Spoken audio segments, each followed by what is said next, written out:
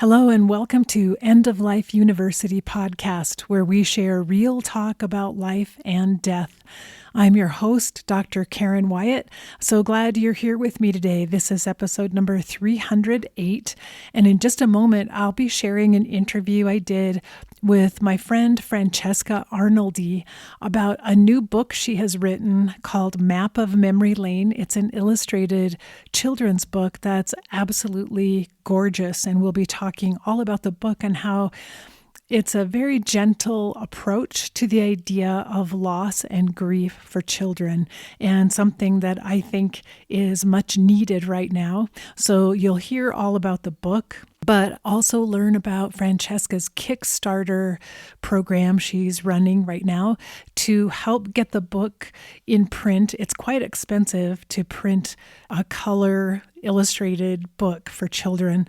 So she's using the Kickstarter campaign to get people to pre-order and pre-purchase the book, which will give her the funds up front so that it can be printed. So I'm hoping that you'll get on board and join her Kickstarter campaign so we can bring this book into the world, Map of Memory Lane. So that's coming up in just a moment. Before we get there, I just want to thank two new supporters on my Patreon page, Michael F. Potvin and Jeremy E. Damick. Michael and Jeremy, thank you so very much for joining our team and becoming supporters of this podcast and helping me keep it on the air. If you're listening and you're interested in learning more, you can go to my page at Patreon, patreon.com/EOLU. So thanks again to everyone out there who's been supporting this podcast for the last few years. It means everything to me. So now we'll move on to my interview with Francesca Arnoldy. Remember that I'll come back on after the interview to share a few takeaways and to say goodbye. So keep listening after the interview ends. So here we go. Today, I'm very happy to be welcoming a return guest to the podcast, Francesca Lynn Arnoldy, who is a community doula educator and author. Francesca authored the book Cultivating the Doula Heart, Essentials of Compassionate Care, which we spoke about on her previous interview, and it is a popular doula guidebook. She has also written the forthcoming picture book, Map of Memory Lane. Francesca developed the University of Vermont Larner College of Medicine's end-of-life doula training programs, and she's a bereavement researcher with the Vermont Conversation Lab. Francesca leads workshops about doula approaches and end-of-life wishes and volunteers for hospice. And you can learn more about her work as a doula at the website contemplativedoula.com. and more about her work as an author at francescalynnarnoldy.com. And there will be links to both of those websites on the show notes for this episode. So Francesca, welcome back to the podcast, and thanks for joining me today. Thanks so much for having me back, Karen.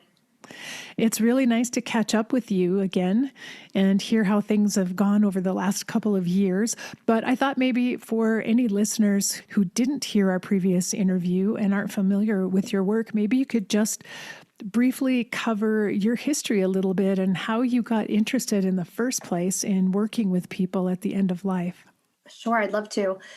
So, due to a string of personal losses that we experienced as a family years ago now, probably in a span of 8 to up to 5 years ago, we lost quite a few people, grandparents, a parent, our beloved pet. And what I began to notice is that my role in those experiences felt much like my role as a birth doula. And I have been a birth worker for over a decade now. And so it really piqued my interest in being able to hold space for people at both thresholds. So at the same time, at the University of Vermont, I was working with someone to brainstorm ideas for birth-related trainings. And the Cabot Co-op approached UVM and said, we would like to have you develop a death doula training program as part of our centennial celebration. And so my friend, the program developer, said, I know we've been talking about birth-related trainings. What do you think about end of life? And I said, actually, it's something I've been really interested in exploring and just really haven't taken the time to do so? So my answer was yes. And I took a year to study, research, learn as much as I could, become a hospice volunteer, and then create the curriculum for our program. So that spanned 2016. And then we launched our end-of-life doula training program, which is online in 8 weeks, in the fall of 2017. And it has been going strong ever since and really continues to grow, which was surprising and wonderful news for us all on the team. Even through the pandemic, we've been able to see so much interest and so much courage from people who are willing to turn toward this topic and lean into this work for their own professional development and also personal reasons. So then about a year and a half ago, we decided to expand our portfolio to also include an end-of-life doula training program focused on companion animal loss and death and grief. And so we've been running that ever since, and it's been really also popular with our graduates. So we have a 2-week specialization track for our grads, and then we also have a 4-week option for people who have not already completed our 8-week program.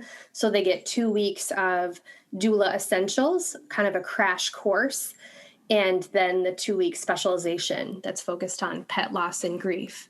So it's really been an absolutely wonderful journey in terms of feeling so grateful to have such meaningful work in my life.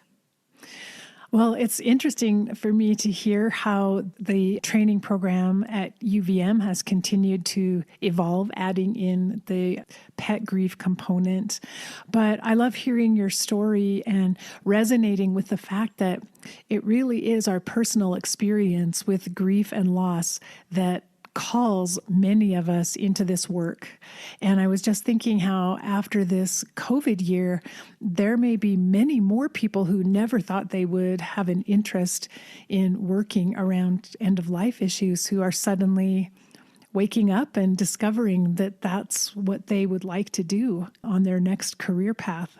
It has been amazing. I always make sure that I read each and every one of our introductory posts. And at this point, our demand, it grew so much so that I couldn't handle facilitating all the sections myself because I'm simply one person, and we're really active and involved in companioning our learners through their learning journey. So I now have 5 or 6 graduates who work as facilitators, and we have 125 seats every time we offer it, but they're broken down into groups of 25 so that it feels like a really cozy community. And I always go through and read everyone's introduction and respond to each one so that I can get a sense of who these people are that are coming to the course and what their hopes and goals are and what they're carrying into it. And it's been really amazing every time we offer it to see, where in the world people are coming from, and then they get to share from their little corner what the cultural practices are and the availability of services or lack thereof. And then also, are they planning to become a private practice doula? Are they already working in the end-of-life care field in some capacity? And these approaches might be complementary, or is it something completely different? And what we've been noticing, especially during the pandemic, is we've had a number of people who had been laid off or who had lost their jobs coming to the course, and other people who were still working from home perhaps, but kind of on hiatus, and starting to question the work that they had been doing. And really, is it fulfilling enough for them? And so considering changing their job completely, or maybe adding this on as a side hustle, or becoming a community volunteer doula for the people that they know and love. That's so interesting. And it really seems to me that this program that you developed, the End-of-Life Doula Professional Certificate Program, the timing was absolutely perfect. You had it in place and ready to go as an online course and there when people needed it. So I don't know, as I look back, I'm looking back at lots of different training courses that have been out there for doulas, that there was a real explosion in the opportunities available for people to train. But it seems like all of that happened at just the right time so that those courses would be available when through the pandemic year, people got inspired to perhaps make changes. So I don't know, we'll see what comes next for all these people who are being inspired to join this training and take these programs right now. And hopefully we will see a real change in how we care for people at the end of life as a result of this past year. Yes, may it be so. May we not try to completely return to normal as it was. Yes, absolutely.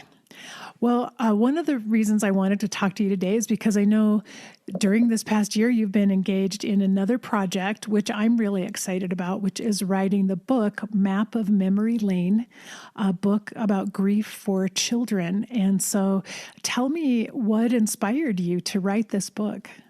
I kept hearing from our own learners during the course, and then our graduates following the course, and then the greater doula and end-of-life care community, that people are really seeking resources to support children through impending loss and bereavement.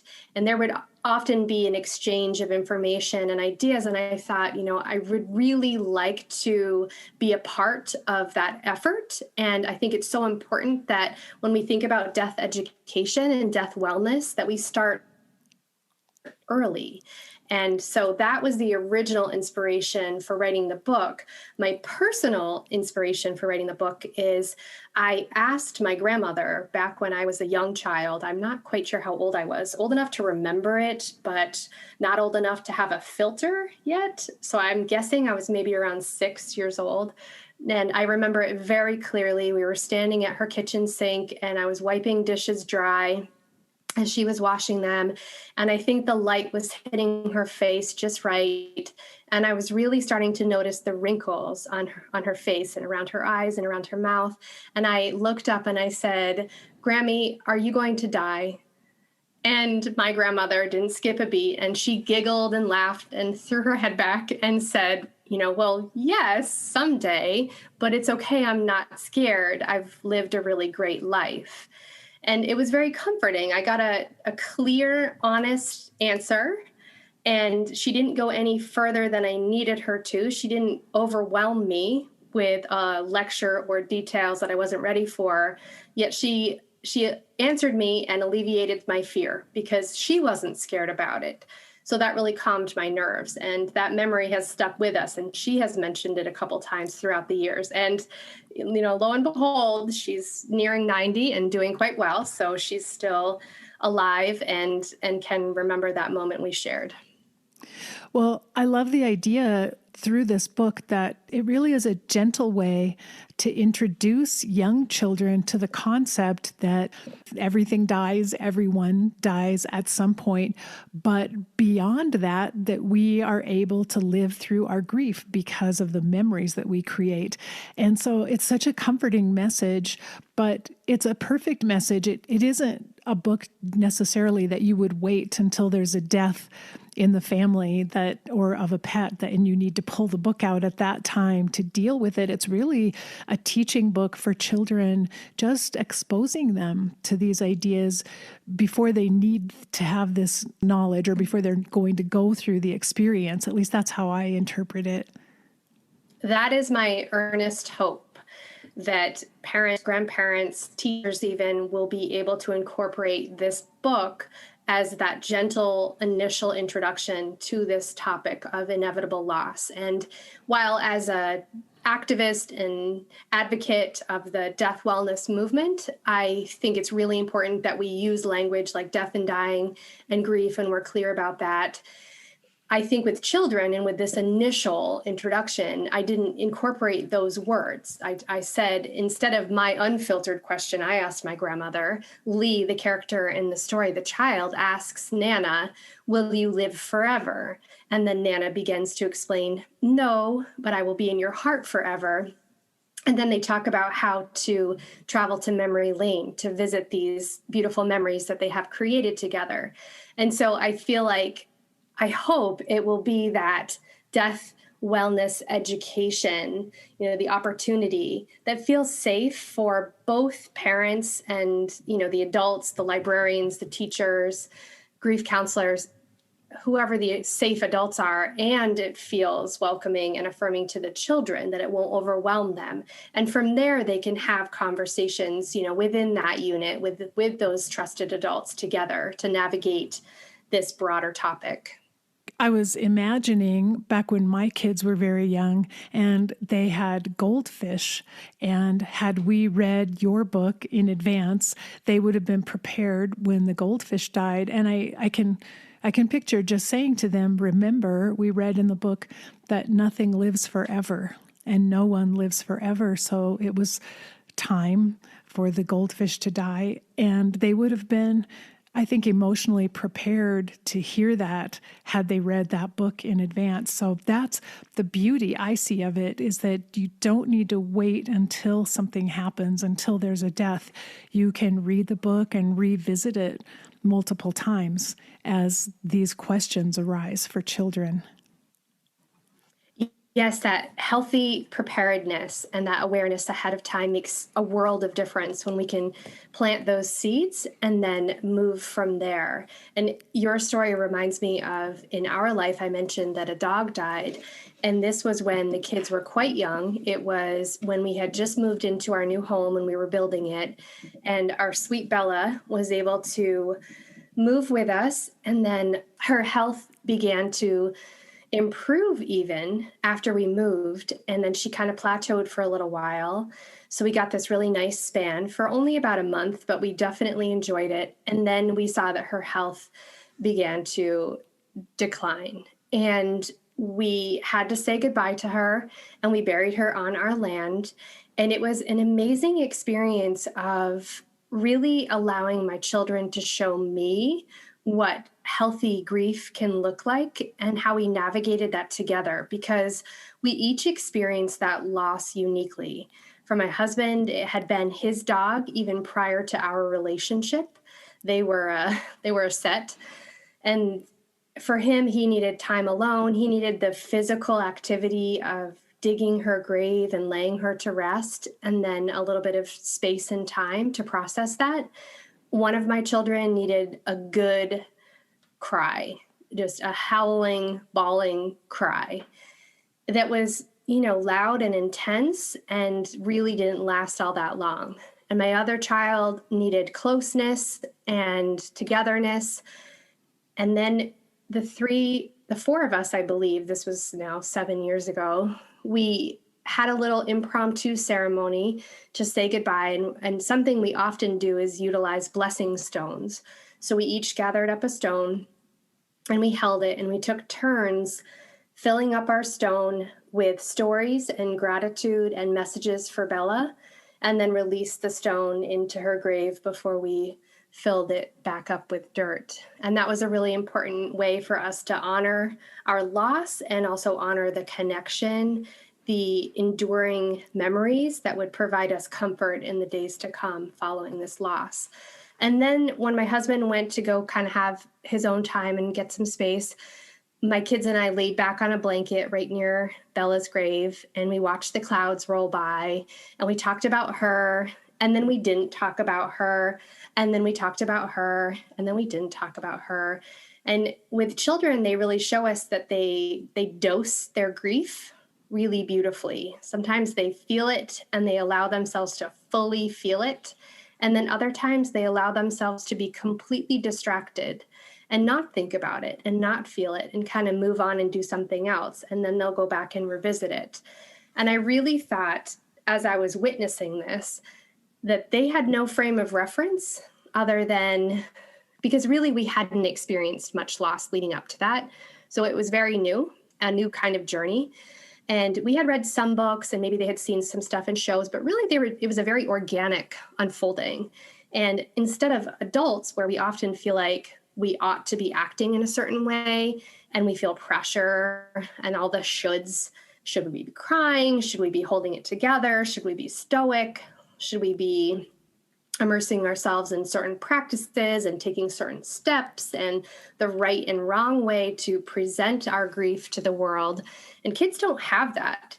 And it was really incredible for me to watch and to learn directly from them and be able to modify the ways that I was able to support them by keeping them in the lead.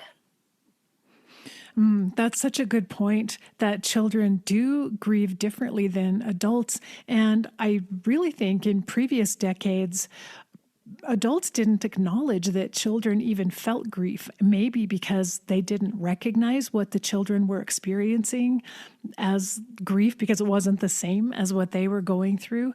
But I just remember hearing this over and over. Oh, they're young, they'll never remember it. Oh, we don't need to worry about the children. But we know now there are adults now who are still dealing with unresolved grief issues from childhood because no one was there to support them through that or help them with it. And we see that in the course. I hear that from people who feel as though they can be vulnerable and share that they carry wounds from childhood of being left out of the dying process when a beloved was facing the end of life, and also services, funerals, memorials, and the grieving process in general. And I think what we know is that adults often feel like they're attempting to spare the child distress and suffering and emotional pain. And yet, really, they're leaving that child feeling under-resourced and confused. And when we don't supply support and information, which is developmentally appropriate for that child and the uniqueness of that small young person, then it leaves them to their imaginings. And what they imagine is happening or what they're questioning can really lead them to be quite stunted in their grieving process. And it feels quite unresolved for them. And you use a term that I love, healthy preparedness. And I was thinking about all of the end-of-life educators out there now who are helping adults in their later years become prepared in a healthy way for the end of life. And yet, really, this is education that should begin in childhood. We should all have been learning about this from the time we were very, very young, and we wouldn't have this kind of crisis at the end of life now of people who aren't prepared and haven't made any decisions or even thought about what they would want at the end of life. So that's why I think your book is so valuable to help parents teach their children now some of the things they're going to need to know for the rest of their lives. I couldn't agree more. I think that all the work that we're doing right now in this movement is wonderful, and this is one facet of it. And I believe that the people who are involved in healthy death care and the doulas in our communities and people, boomers who have really been helping us to propel this effort toward demedicalizing when it's appropriate and possible, rehumanizing the dying experience, they are in a place of being willing to have these conversations and to perhaps read a book like this with a niece, a nephew, a neighbor, a grandchild. So I have great hope that we're really moving in this direction. And I hope that this is just yet another resource that will continue that forward. Yes, absolutely. And I thought we could tell the listeners a little bit about the two characters in the book, Lee and Nana, and just if you would describe them and how you depicted them. I don't know if they were based on you and your grandmother or how you came up with these two characters. My hope is that I wanted to make a book that is as accessible as possible to as many children as possible. So Lee is a character, and I'm not sure if, I know you've been able to see a draft of the book, if you were leaning in a certain direction, but there's no reference to pronouns. Mm-hmm. So Lee is left for children to wonder about. Could Lee be, identify as a boy or a girl, or there's no gender specificity whatsoever throughout the story. And no pronouns there. So that leaves it really wide open. And the name Lee could obviously be anywhere on the spectrum of gender. And Lee is curious. Lee has a question, and that's so common with children. And Lee has a strong connection with this beloved relative. So Nana is a character who is very open and welcoming and calm when Lee asked this question. And Nana role models how adults don't need to overwhelm a child with information, that we can provide a more clear, simple response to a question like this, and that Nana really focuses on their bond and on the special moments that they've shared together. And instead of pulling out moments like, remember the time we flew to Paris for a week? There's nothing like that, because that would not be applicable to a lot of children in the world. It's very simple, everyday examples, like the time they ate ice cream for dinner, or the time they went to splash in puddles and ended up seeing a beautiful rainbow. And I wanted to make sure that these were examples that kids could say, oh, I've done something like that, or it would just start them off thinking about recalling their own special everyday memories. And I like what you said, that it's an excellent role model for adults, and the fact that Nana's response is so simple to Lee's question, but it's reassuring and comforting to Lee, and then also inspires Lee's imagination at the same time, which is the greatest gift that children have, this ability to imagine things. And so to have the book inspire that in children, I think it's a tremendous gift. I really hope that this book serves as a prompt and a getting started moment for whoever's reading it. And from there, they can really either go on and talk about their own memories, their own relationships.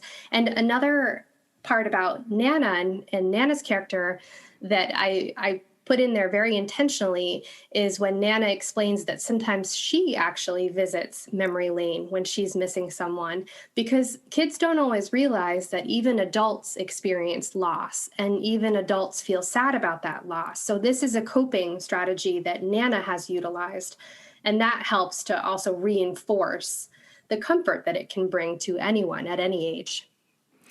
And then along with the book, I know you've created an activity book or workbook for children as well. So tell us what that consists of. So with the hope of allowing readers to personalize this experience of reading the story, I created a companion activity book, which I'm calling My Map of Memory Lane. And this will be available through our crowdfunding campaign, which is running currently on Kickstarter. And it will also be available on the website once the book launches in the fall. And it'll be a free PDF download for people. And the first page is a tip sheet. So it's tips on how to support children through difficult conversations and the inevitability of loss. And then also tips for completing the activity book. How do you personalize it and really make it your own? And then it also includes prompts for getting your stories started. So things like, our favorite ... or the time we ... or I will always remember ... to get people going with creating this beautiful keepsake. And what I am encouraging people to think about is you could complete your activity book in honor of a person or a pet that has already died, or it could really be an activity book that two people share and continue to add to as they create special memories together. Similar to the way that I have a death journal that my family knows about and my children know about, and I continue to add to it from time to time. Whenever I feel inspired, I'll add a note or a special memory or a message that I would love for them to read at some point, or mementos, or it could be a poem or a quote or song lyrics. I think that this could be an evolving project. So that's page one. And then the rest of the pages are some beautiful designs that my illustrator, Youngju Kim, came up with so that it leaves space for writing and also coloring, but the kids can go through and color her. They're all based off of nature. So it's, branches and flowers and butterflies and birds. So the kids can color those in and also add text and pictures, photographs, or color together to complete the book. That's such a beautiful idea. And I love the idea of making it an evolving creation because, as kids grow and their experiences broaden, there will always be something new to add to the map of memory lane. So I think that's a wonderful idea. And I think, especially for younger children, I supported a family. This was during the pandemic through the heartbreak of goodbye. And this was a very young father who had a terminal illness. And I worked with him to create legacy projects for his children. And then after he had died, I was visiting and we were recording the youngest of the children. And I was asking him prompts to remember, what was your favorite thing to do with your dad? And what was a really special memory? And what's a time that he made you laugh? And getting him to try to recall those moments because he's so young, preschool age, that these memories are fleeting and he might not be able to really hold on to them. And one of his deepest fears was that his youngest really wouldn't remember him. So I think it's also a really nice way to capture that time period. And it can certainly evolve throughout the years as the relationship potentially develops, or also serve as a reminder if the child is quite young when the death does occur, then those memories are there and we've captured them. That's just such a good point. I have known a number of adults who had a parent die when they were very young, and they carry with them forever a hole inside because they have no memories of their parent, and they desperately long for that. And so I think we can't underestimate how important it is to be able to preserve whatever little stories there are from any age child and make sure that those will be available throughout lifetime for that person. And I think what a beautiful offering from someone like a death doula to be able to do some of that work. We talk about legacy work, but we can also do grief legacy work, and that can be a part of it.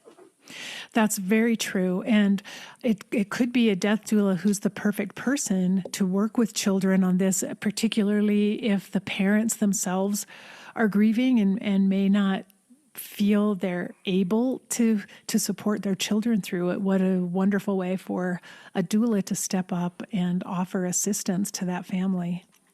Agreed. And some kids, no matter what their age is, feel that they have to be strong and composed in front of their loved ones, especially if a parent has died and then there's another parent still living. They might not feel comfortable either talking about those times, even positive, happy memories, because for fear of upsetting their other parent, or they might not feel comfortable to fully express their grief and be really sad and allow that. So a doula who's supportive and neutral and ready to catch any of that.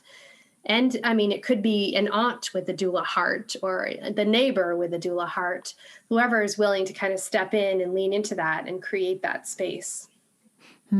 Such a good point. Well, I want to say, I feel like this book, Map of Memory Lane, it's such a good book for children. Like I don't even have grandchildren yet, but I'm going to buy it for my grandchildren in advance just because I know that it's something that I will want to read to them and share with them. It's such an important teaching tool. So it seems to me like this is something everyone with children in their lives should think about having as part of their library. Well, thank you. That means so much. And your future grandchildren are so fortunate to have such a kind-hearted, honest, open, willing grandmother like you. Yes, we're hoping so. Oh, I have no doubt. I have no doubt. Well, also, I wanted to ask if you have a sense of what age group the book is most appropriate for. I think 4 to 7 is the target age range in terms of the language chosen. But in terms of the messaging, it's really so much more broad than that. Yeah, so I could picture it as a favorite book that gets read multiple times throughout childhood at various ages, depending on whatever's happening in the family. And then again, using that workbook to continue to add to memory lane. And nothing would make me more grateful than to know that this could be a book that would be passed down generation to generation. That would be incredible. Mm-hmm. I could see it becoming one of the favorites. I mean, I have a whole shelf of books from when my children were younger that were the favorite books that we read multiple times, which I'm keeping to pass down to their children. But Map of Memory Lane would definitely fit perfectly in that collection of books.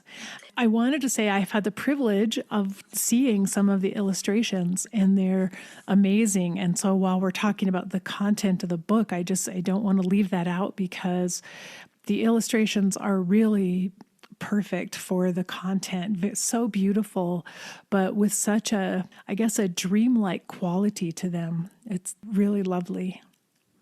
I think that I have to give my illustrator so much credit and so much praise. So the illustrator is Youngju Kim, and she lives in Georgia. She's originally from South Korea, and she uses a combination of watercolor and digital art to overlay with the text. And it's so beautiful. She works on wood, so you can see the wood grain coming through the watercolor paint, and it adds this amazing texture and feel. And our color palette is just gorgeous. It's so warm and welcoming and feels comforting. So I'm not an artist, and I am incredibly in awe of what she has been able to do in terms of hearing my words and being able to turn my vision into reality. And she's so wonderful to collaborate with, very open. I mean, this book feels like a baby that I'm birthing into the world, and I can tell that it means just as much to her as it does to me. So I've been able to see now at this point a number of, we have the cover, which is gorgeous. And then we have a number of the illustrations from inside the book that are complete, and others nearing completion. So it's a work in progress, and every step of the way has just been amazing when I get to open up these updated files from her. And the other part that I really love is, so my heritage includes my Chilean family, because my mom is an immigrant of Chile. She moved here as a child with my grandparents and her brothers. And then Youngju's heritage is she's South Korean. And so in one of the spreads, when we're talking about it's a cross-cultural scene about, people all over the world have a different map of memory lane, a different memory lane that they go and visit depending on, who they are, where they've lived, and who they've known and loved. And so within that spread, we actually chose some illustrations that reflect our heritage so that we could celebrate that together, which I think is also really beautiful. Oh, and I love that page. I resonated with that right away, and the varying maps from different parts of the world and how they would look. And you can feel that there's a real resonance between you and the illustrator, that you're both on the same page, as we say, in terms of creating this. So it's coming together really beautifully. So when will the book be published and available to purchase? So the book will be published in fall, and I'm really excited about this Kickstarter campaign. This is our opportunity as a community to really bring this project to life. And part of my mission with the Kickstarter campaign is that I feel very strongly we need to pay artists fair wages. And when I was researching, working with a freelancer, I heard this advice from time to time that you should try to find the lowest cost, the cheapest person out there, and then even, haggle the price down even lower. And it didn't feel right for me, because the illustrations of a picture book are equally, if not even more important than the story itself for children who are able to consume the book and who aren't looking at the text. They're not looking at the words at all initially. They're really looking at these illustrations. So I felt very strongly that I wanted to find someone who is very committed to being an artist, and Youngju Kim certainly has been my experience working with her in our collaboration. And so I wanted to be able to really honor her efforts and her time and her commitment to the development of this book. So part of the Kickstarter campaign is really to cover the cost of the illustrations, which is substantial and completely worth it. So that's the goal there. And it's people's opportunity to be able to pre-order the book and really kind of, it takes a village. And this is the time that the village comes together and we can celebrate the creation of this and in its kind of mid to final stages of completion so that we can really give it that final nudge and push together and then enjoy the publication in the fall.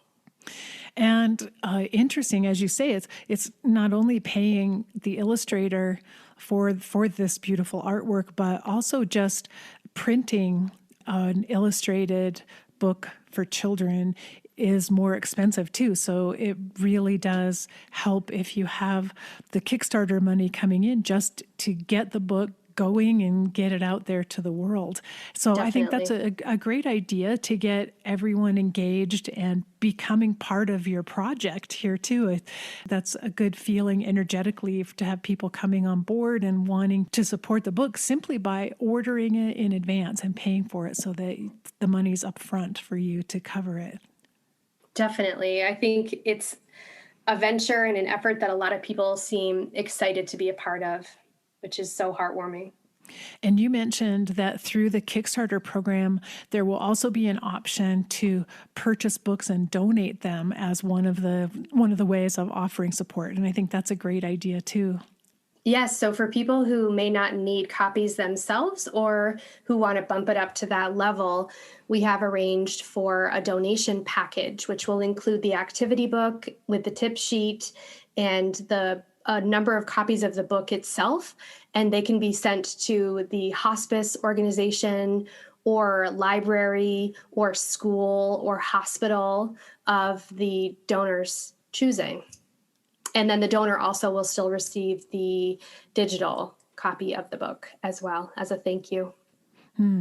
So what a great way to help get this project off the ground, Map of Memory Lane. And I can attest that it's so beautiful. The moment anyone listening sees the book, you will know that you want it. You will know that you should buy this book and have it, because if there are children in your life, it's such an important way to start conversations with children.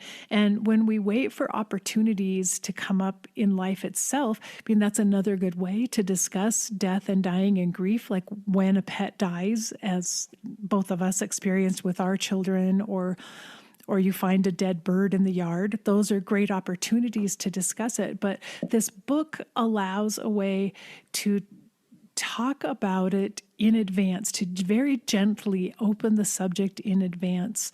And that, I think it's extremely valuable for that reason. Yeah, I picture it as, we're kind of cracking open the door and then it's staying in that position so that when we need to actually walk through that door, when a loss inevitably does occur, we've already done that prep work. Yes, exactly. The healthy preparedness that you were talking about. And so something we can refer back to, like, remember memory lane. Like we can go back and we can draw some more pictures for memory lane now. And so yeah, it's quite beautiful. And I know you may not know this yet since the book isn't out yet, where people will be able to get it, but I assume they can come to your website to learn about that. Yes, definitely francescaarnoldy.com, and it will be published widely, so people will be able to find it anywhere they shop for books. All right. And then also the Kickstarter program, and there will be a link to the Kickstarter campaign in the show notes for this episode at EOLUpodcast.com. So just come there and I will link you to that Kickstarter campaign so you can go there, because I think that's great to know you could purchase it in advance and be supporting the effort to get this book out to the world. Yes, thank you. And it's a short window on the Kickstarter campaign, and yet we'll definitely continue to be in touch and communicate with people through the end of the summer and into the fall when we get to announce that it's published and ready for people to get a copy. Well, Francesca, as soon as I heard from you that you had written this book, I just felt in my heart that this is so important and so valuable. And I also feel very grateful to you for using your time and energy to create it. So thank you so much for giving us the map of memory lane. Well, thank you, Karen, for all your work. And I knew that, you would be a person who would be perfect to reach out to and talk to about this project, someone who really affirms and encourages the work that we're all doing from our little corners. So I really appreciate your support with this project. Well, I look forward to getting my print copy one day in the future and keeping it on my bookshelf. So, Francesca, thanks for joining me today. Thank you so much. And I hope that you someday, and readers, whenever you get your hands on a copy of Map of Memory Lane, that you will hashtag it Map of Memory Lane so that I could see photos of you reading this book and hear stories and feedback about how it's being utilized in your life. Oh, that's a great idea. I'll be sure to do that. And hopefully I'll have a grandchild at least sooner rather than later so I can start reading it to them. Yes, may it be so. All right. Well, take care, Francesca. You too, Karen. Thank you. Bye-bye. I hope you enjoyed my interview with Francesca about Map of Memory Lane, and I hope also you'll check it out. Go to her Kickstarter page, but also remember the workbook that accompanies this book, which I think is wonderful. It's a way for children to create their own map, and as adults, we can work with them through the workbook and make our maps of memory lane as well. And I think that that's really ingenious for Francesca to come up with this idea. And it's a wonderful way to introduce our little ones to the idea of loss and how we cope with it. So please do check it out. The illustrations in the book are so lovely and just gorgeous. I can't say enough good things about it. So whoever you are, it's a book you may want to have on your shelves or give as gifts to people you know who have children, or have it even donate it to preschools or hospices or hospitals, places that might be able to use a lovely children's book like this. So if you enjoy content like this, please share these episodes with people you know who might also benefit from the content. Let them know about the podcast so we can grow the audience. You can also help out by subscribing on the podcast platform where you happen to be listening, and also leaving a review there, which helps it rise up in the rankings so that more people can find End of Life University when they're searching for this kind of information. And once again, you can also go to the Patreon page at patreon.com/EOLU if you'd like to offer a little bit of support monthly to keep the podcast on the air. So until next week, when I'll be back with another interview for you, remember that we're here for love. So face your fear, be ready for whatever comes next, and love each and every moment of this precious life. Bye-bye.